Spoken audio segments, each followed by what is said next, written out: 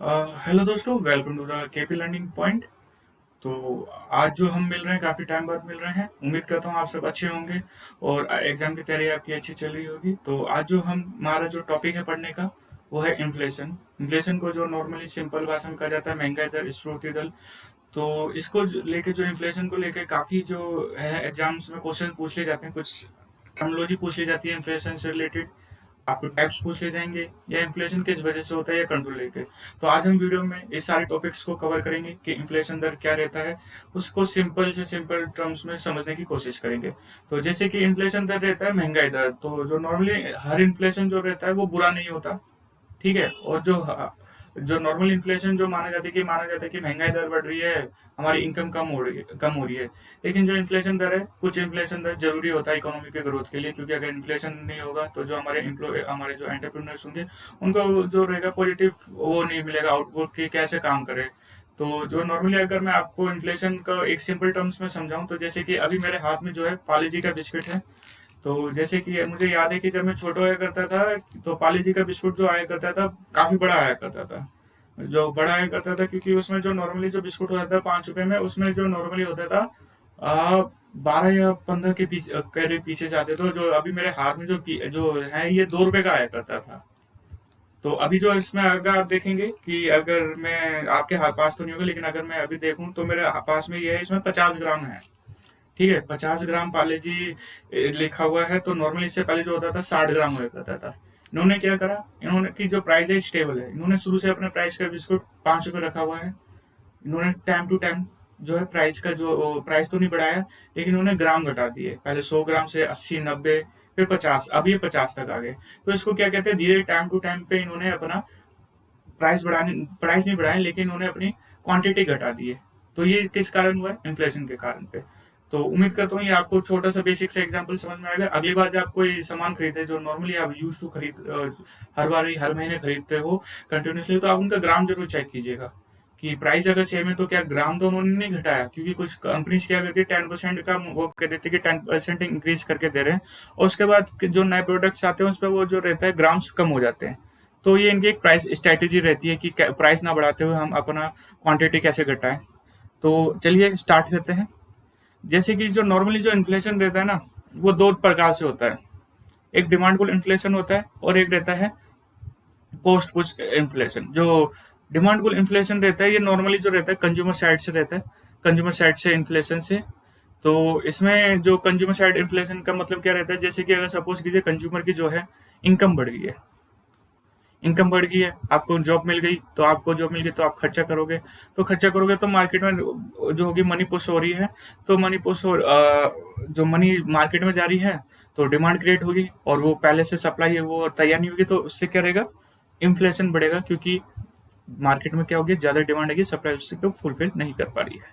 उसके बाद अगर हम देखें, जो दूसरा मेन कारण जो रहता है test and preference. Test and preference भी इसमें मोस्ट वो देता है कि सपोज कीजिए कि आजकल जो रह रहा है कि पर्टिकुलर जीन्स का फैशन चल रहा है। अब कल जो रहता है नई जीन्स मार्केट में आती है, तो सारे जो लोग हैं वो पहली वाली जीन्स को छोड़ के नई स्टाइल के जीन्स में जाएंगे। तो उससे जो रहेगा डिमांड पुल इन्फ्लेशन होगा। तीसरा जो हमारा मेन कारण रहता है, जो नॉर्मली हर इकोनॉमी फेस करनी पड़ती है, खासतौर पर इंडिया या चाइना को, इंक्रीज इन पॉपुलेशन। कि इस साल जो पॉपुलेशन थी आपकी, सपोज कीजिए 10% के रेट से ग्रो करी है, और आपकी जो सप्लाई है वो 10% से ग्रो नहीं कर पा रही या उससे कम रह जा रही है, तो जाहिर सी बात है इन्फ्लेशन मार्केट में रहेगा।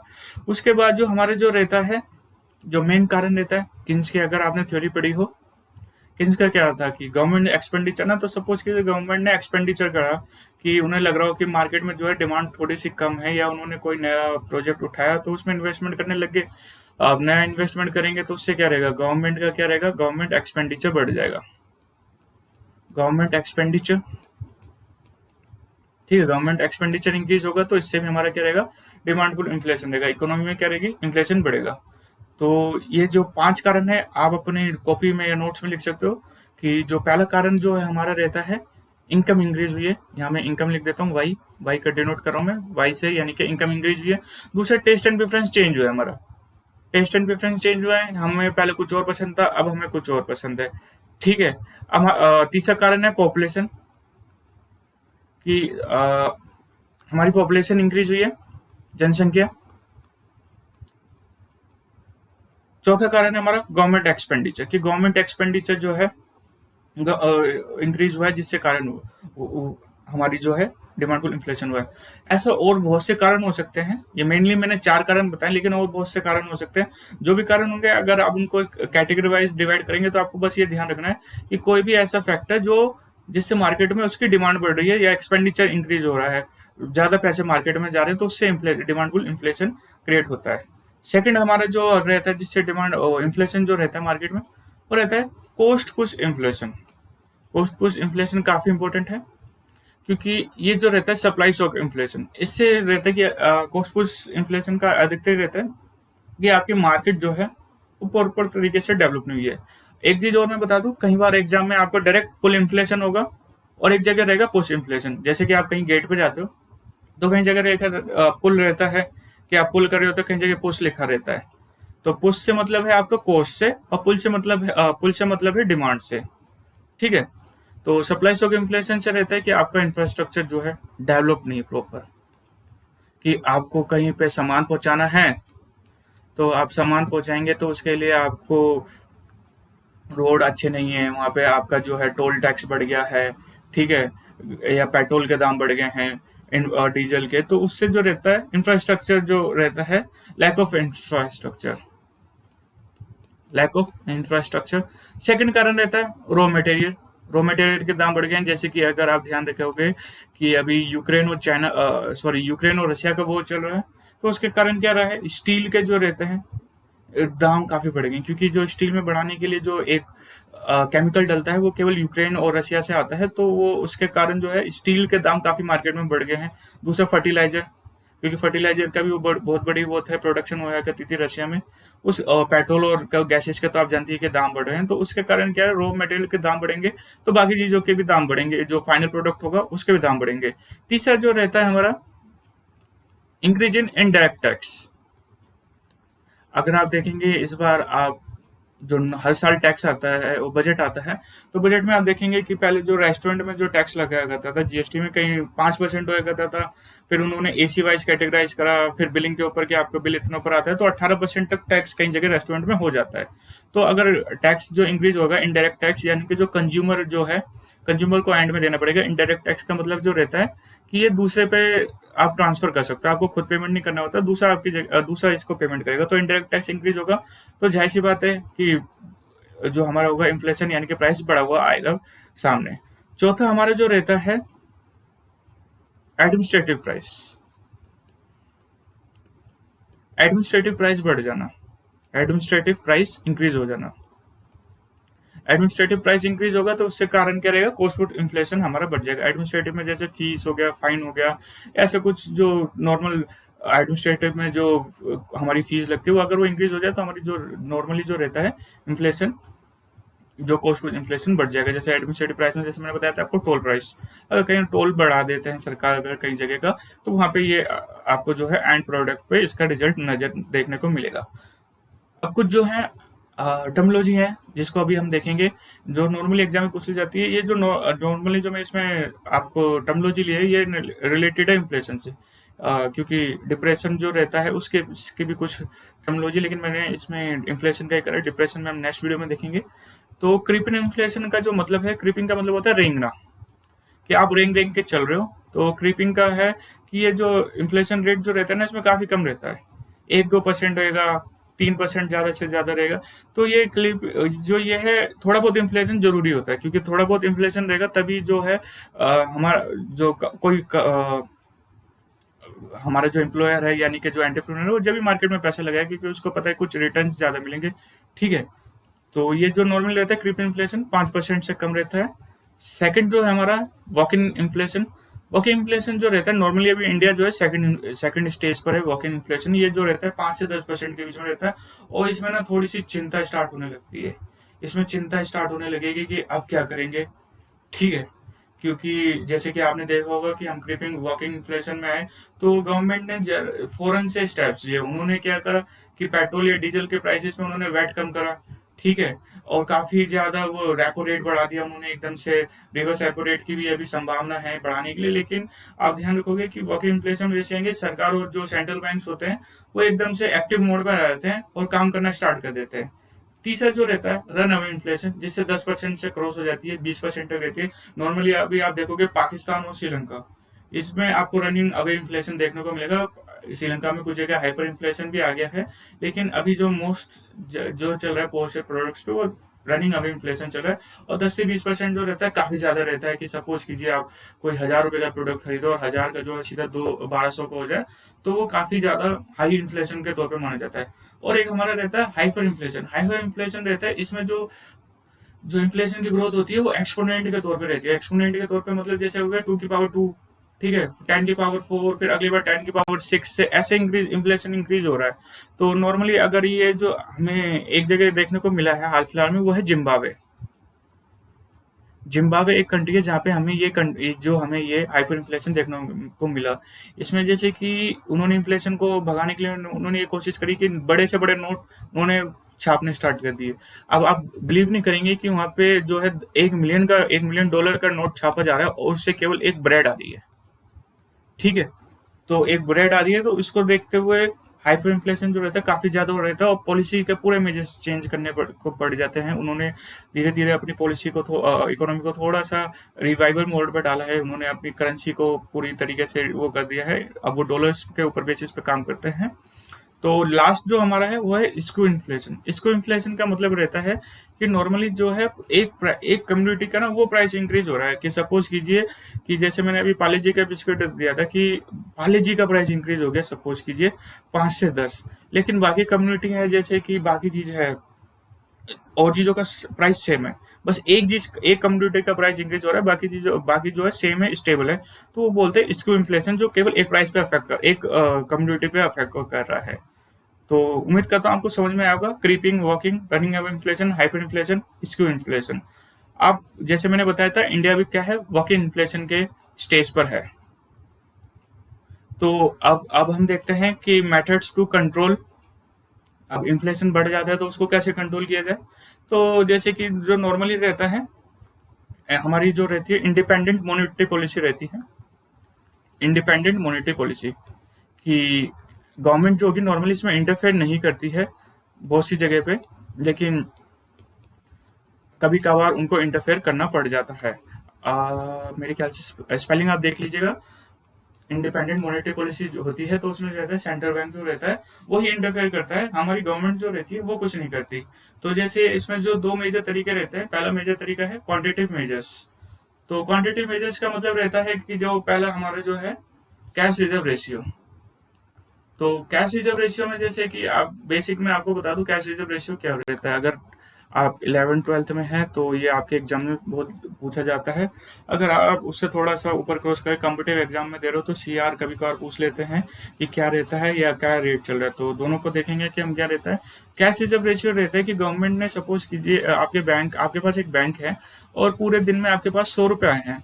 तो आरबीआई या सेंट्रल बैंक का मानना है कि कोई बैंक जो है कि 100 के 100 रुपए वो एकदम लोन पे ना दे दे, उसके पास कुछ पैसे होने चाहिए कि अगर कल के जब बैंक खुलेगा वो बंदे कुछ आ जाएं कि हमें पैसे चाहिए जो हमने कल जमा किए थे, तो बैंक के पास मिनिमम क्वांटिटी कुछ होनी चाहिए।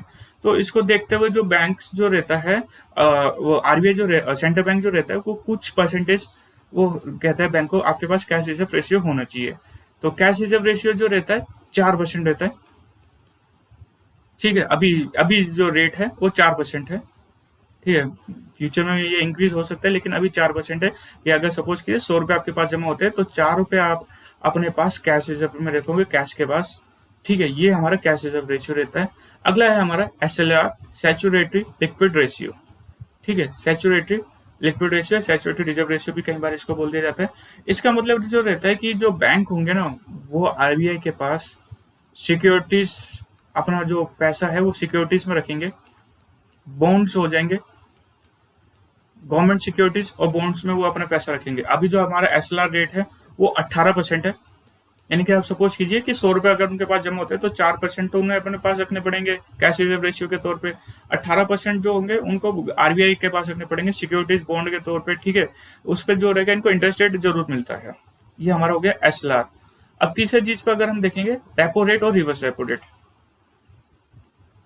अगर आप रेपो रेट का मतलब रहता है कि सपोज कीजिए कि कभी कभार बैंक को क्या रहता है कि उन्हें पैसे की जरूरत होती है, कि उनके पास पैसे नहीं है, कोई बड़ी पार्टी आ गई है तो उन्हें कुछ एक दिन के लिए पैसे चाहिए अपना बैलेंस क्लियर करने के लिए, तो आरबीआई से पैसे ले लेते हैं।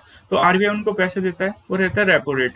रेपो रेट में क्या रहता है कि आरबीआई जो देगा बैंक्स को लोन देगा, ठीक है, उस किस रेट पे देगा उसको हम बोलते हैं रेपो रेट। अभी जो चल रहा है वो है 4.90। ये इंक्रीज हुआ है कुछ महीने पहले, एक डेढ़ महीने पहले ये जो रेट था 3.90 था।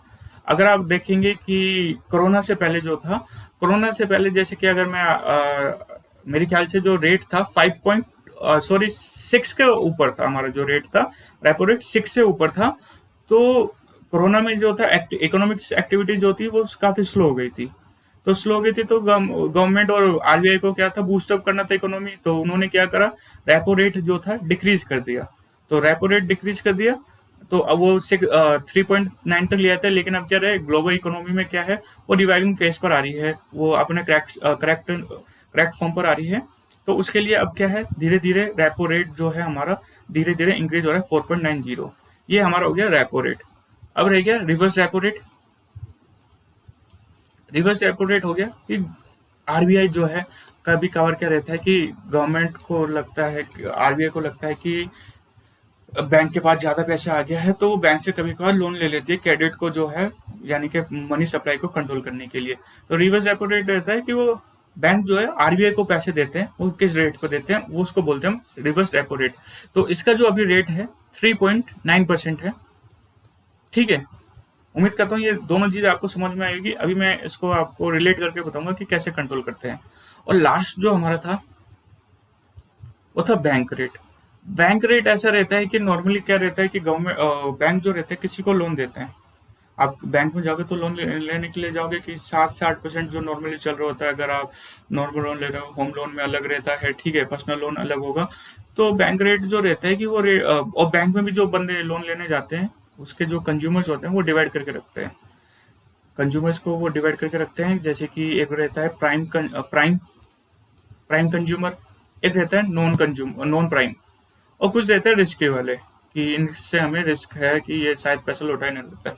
प्राइम कंज्यूमर रहते हैं कि उनका रिकॉर्ड अच्छा है, ठीक है, उनका बैंक बैलेंस भी काफी सही रहता है। तो बैंक क्या रहता है कि सपोज कीजिए अगर वो 7% पे सबको लोन दे रहे हैं तो उनको 6.5 पे दे देंगे। तो बैंक रेट जो रहता है आरबीआई डिसाइड करता है कि आप इससे कम रेट किसी को नहीं दे सकते, चाहे कोई भी हो। सपोज कीजिए वो 6.5 दे देंगे, लेकिन गवर्नमेंट आरबीआई का मैंडेट आ गया 6.4 से किसी को नीचे नहीं देना है। तो आरबी आप कोई भी हो फिर 6.4 से नीचे नहीं जाएगा प्राइम कंज्यूमर्स के लिए। ये तीन चीज हो गई, 5 चीज हो गई। तो जैसे कि मैं बता रहा था कि इन्फ्लेशन को कैसे कंट्रोल करते हैं, मेथड्स टू कंट्रोल इन्फ्लेशन। ठीक है, जो पहला जो काम रहता है, गवर्नमेंट क्या करती है, ये जो मेथड्स टू कंट्रोल इन्फ्लेशन जो मैं आपको बता रहा हूँ मॉनेटरी पॉलिसी के तौर पे बता रहा हूँ। एक जो रहता है फिजिकल पॉलिसी के तौर पे भी रहता है। फिजिकल पॉलिसी के तौर पे कैसे रहेंगे, ये मॉनेटरी पॉलिसी के तौर पर है। तो क्वांटिटेटिव मेजर्स में क्या रहेगा कि गवर्नमेंट क्या करेगी, आरबीआई क्या करेगा, कैश रिजर्व रेशियो है, अगर इन्फ्लेशन ज्यादा हो जाएगा तो कैश रिजर्व रेशियो इंक्रीज कर देगा, 4% का वो 6% कर देगा। उम्मीद करता हूँ समझ में आ रहा होगा कि अगर इन्फ्लेशन कंट्रोल करना है तो जो रहेगा कैश रिजर्व रेशियो, वो मनी सप्लाई जो होगा मनी मनी मार्केट में से जो रहेगा वो मनी को पूरी तरीके से सोख लेगा। तो कैश रिजर्व रेशियो क्या करेगा, वो इंक्रीज कर देगा। और वही अगर डिप्रेशन हो, मार्केट में रिसेशन के तौर पे जा रहा हो, तो वो इसको डिक्रीज कर देगा, 4% से वो 3 कर देगा, ताकि मार्केट में ज्यादा पैसा आए। नेक्स्ट है हमारा एसएलआर। एसएलआर का भी सेम रेट आएगा, इसको भी इंक्रीज कर देगा। अगर रिसेशन में होंगे, रिसेशन में हम इसको क्या कर देंगे, डिक्रीज कर देंगे। अगला है हमारा रेपो रेट। रेपो रेट को भी हम क्या करेंगे, इंक्रीज करेंगे। अभी गवर्नमेंट क्या करिए, गवर्नमेंट इसको इंक्रीज ही करिए दिन प्रतिदिन, क्योंकि इन्फ्लेशन हमारा बढ़ता जा रहा है, इन्फ्लेशन बढ़ता जा रहा है, तो गवर्नमेंट इसको नीचे करती जा रही है। अगला है हमारा reverse repo rate. Reverse repo rate को भी हम क्या करेंगे कि आरबीआई किस पे है, गवर्नमेंट बैंक जो लेता है, लोन लेता है ना, तो वो चाहेगा कि अगर वो आम कंज्यूमर्स को ना जाए तो उसके भी वो रेट इंक्रीज कर देगा। और रिसेशन में इसका अपोजिट होता है, बैंक रेट में भी सेम चीज होगी। ठीक है, अब हमारा नेक्स्ट है क्वांटिटिव क्वालिटिव मेजर्स। तो क्वालिटिव मेजर्स में जो रहता है कि ये तो आरबीआई का था, तो क्वालिटेटिव का देखते हैं हम। क्वालिटेटिव में जो पहला हमारा रहता है क्रेडिट रेशनिंग, कि जो आरबीआई जो रहेगा ना, वो एक तरीके से वो बैंकों को निर्देश दे देगा कि आपको क्रेडिट देना है ना, किसी फालतू काम के लिए नहीं देंगे कि कोई आ गया कि मुझे फोन खरीदना है, ठीक है, मुझे टीवी खरीदना है, उसके लिए यानी कि क्रेडिट रेशनिंग कर देंगे कि आपको लोन देना होगा तो आपको कुछ पर्पस के लिए देना पड़ेगा, आप हर किसी को लोन नहीं दे सकते। तो ये एक तरीके से उनको थोड़ा सा गाइडलाइंस दे देती है कि क्रेडिट रेशनिंग कर देते हैं कि हर किसी को क्रेडिट नहीं मिलेगा। अगला जो है हमारा मोरल सुनेशन या डायरेक्ट एक्शन, इसमें जो रहता है डायरेक्ट एक्शन में कि गवर्नमेंट जो रहती है, आरबीआई ने निर्देश देती है कि आप ये काम कीजिए, ठीक है, ये करिए। अगर वो बैंक जो रहते हैं वो अगर वो फॉलो नहीं करते हैं कि उन्होंने बोला कि आप एसएलआर बढ़ा दीजिए या कर दीजिए, अगर वो नहीं करते तो पहले तो वो उनको सजेशन देगी, अगर सजेशन नहीं माने जाते तो गवर्नमेंट आरबीआई क्या रहता है उन पर एक्शन ले लेता है। एक्शन ले लेगा कि उनके लिए जो रहेगा उनको नए बैंक अकाउंट्स खोलने के लिए मना कर देगा। जैसे पेटीएम हो गया, पेटीएम बैंक है, पेटीएम बैंक का जो था उसको लाइसेंस दिया गया था, अभी उस पर बैन लगा रखा है कि वो नए कंज्यूमर्स ऐड नहीं कर सकता क्योंकि कुछ उनका रेशियोज मेंटेन करने में उनको दिक्कत आ रही है। तो ये जो रहता है मोरल सुएशन में आ जाता है। आप एग्जाम्पल्स में लिख सकते हो अगर आपका एग्जाम आ रहा है कोई। और लास्ट है हमारा variation of margin requirement. Variation of margin requirement का जो रहता है हमारा, आप सपोज कीजिए कि आपने उसका नाम सुना होगा वेरिएशन ऑफ मार्जिन रिक्वायरमेंट, कि आपको लोन चाहिए तो उसके लिए कुछ डॉक्यूमेंट्स रिक्वायर्ड चाहिए होते हैं, ठीक है, या कुछ आप जैसे कि प्रायोरिटी सेक्टर लैंडिंग होती है, ठीक है, प्रायोरिटी सेक्टर लैंडिंग होती है। तो प्रायोरिटी सेक्टर लैंडिंग में इसमें जो टॉपिक में रहेगा वेरिएशन ऑफ मार्जिन रिक्वायरमेंट की, जो हमारी जो सेंट्रल बैंक है वो गवर्नमेंट बैंक्स को निर्देश देगी कि आप जो है पर्टिकुलरली इस सेक्टर को लोन दीजिए, आप एजुकेशन वाले को दीजिए, एग्रीकल्चर को दीजिए, नॉन नेसेसरी चीज़ों को आप लोन मत दीजिए। वो रिक्वायरमेंट जो रहेगी थोड़ी सी ज़्यादा इंक्रीज कर देगी, रेट थोड़े से ज़्यादा बढ़ा दिए जाएंगे। तो ये जो रहता है क्वालिटेटिव मेजर्स में रहता है। ये जो था इन्फ्लेशन कंट्रोल करने का मॉनेटरी तरीका था। अगला हम देखेंगे फिजिकल जो होता है, फिजिकल पॉलिसी, वो गवर्नमेंट उसको तैयार करती है, ठीक है, गवर्नमेंट तैयार करेगी। जो हमारी मॉनेटरी पॉलिसी रहती है वो सेंट्रल बैंक करेगा। तो फिजिकल पॉलिसी में जैसे कि गवर्नमेंट क्या करेगी, इन्फ्लेशन अगर ज्यादा बढ़ रहा है तो टैक्स रेट में क्या करेगी, टैक्स रेट इंक्रीज कर देगी, they will increase tax rate, ठीक है। सेकंड जो रहेगा एक्सपेंडिचर डिक्रीज कर देगी, गवर्नमेंट क्या होगा अपना एक्सपेंडिचर डिक्रीज कर देगी, गवर्नमेंट एक्सपेंडिचर जो रहेगा वो डिक्रीज कर देगी। जो फिजिकल पॉलिसी में रहते हैं ये दो मेजर रोल रहते हैं कि जो रहेगी टैक्स इंक्रीज हो जाएगा और गवर्नमेंट एक्सपेंडिचर डिक्रीज हो जाएगा। तो ये जो था मॉनेटरी पॉलिसी और फिजिकल पॉलिसी कैसे इन्फ्लेशन को कंट्रोल करने के लिए रहता है। उम्मीद करता हूँ आपको ये वीडियो पसंद आई होगी। अगर आपको अच्छी लगी होगी तो प्लीज लाइक कीजिएगा, सब्सक्राइब कीजिएगा और जल्दी आपको नई वीडियो के साथ मिलते हैं। Thank you.